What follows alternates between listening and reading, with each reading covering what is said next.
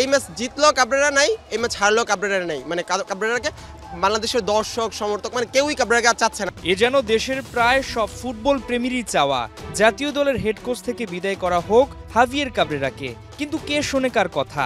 2026 সালের এপ্রিল পর্যন্ত বাফুফের সঙ্গে চুক্তি কাবরেরার। দর্শক মনে ভয়, এশিয়ান কাপ বাছাইয়ে ভারতকে হারালেই বেঁচে যেতে পারেন এই স্প্যানিয়ার্ড, বাড়তে পারে তার চুক্তির মেয়াদ। কতটা ভালো হবে দেশের ফুটবলের জন্য? কোচ যেহেতু দীর্ঘদিন ধরে কাজ করছে এবং সে এই টিমের সাথে আমার কাছে মনে হচ্ছে যে বাংলাদেশের মানুষের যে প্রত্যাশা, যে আশা রয়েছে, সেই জায়গাটি আসলে কোচ এখন পর্যন্ত সঠিকভাবে পূরণ করতে পারে নাই।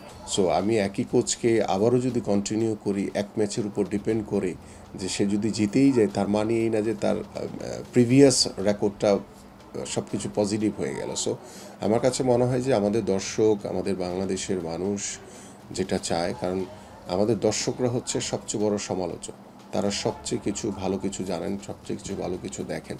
তো আমার কাছে মনে হয় ওই জায়গা থেকে আমাদের বাংলাদেশ ফুটবল টিমের কোচ নিয়ে ফুটবল ফেডারেশনের অবশ্যই নতুনভাবে ভাবা উচিত।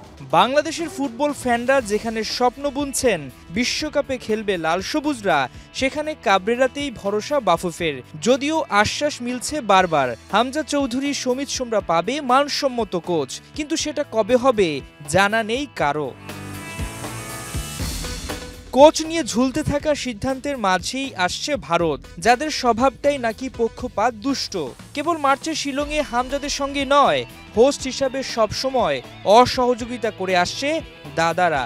আমরা যখন খেলেছি আমাদের সাথে এরকম বেশ কিছু কার্যক্রমের মাধ্যমে দেখেছি যে অসহযোগিতা করেছে। এই যে খেলার প্র্যাকটিস মাঠের কথা বললেন, অন্ধকারের ভিতরে বা আমাদের যে এক্সপেকটেশন ভালো জায়গায় রাখা, এই বিষয়গুলোতে ভারত সবসময় কেন জানি বাংলাদেশের প্রতি একটু অন্যরকম, অন্য দৃষ্টিতে দেখত। শঙ্কা জাগছে ভারতকে মানসিকভাবে পিছিয়ে দিতে খেপাটে ভক্তরা নিতে পারে নানান কর্মসূচি।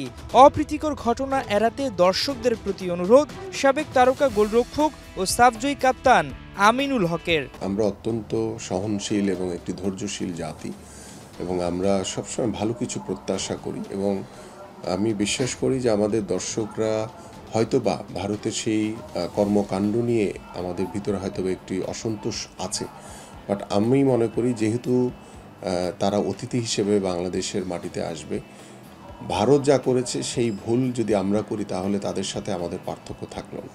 সো আমরা আমাদের খেলার মাধ্যমে সেটার প্রতিশোধ দিতে চাই। তাদের ফেডারেশন আমাদের সাথে যেটা করছে সেটা যদি বাফু ফেরত দিতে না পারে, সেটা হচ্ছে বাফুফের ব্যর্থতা।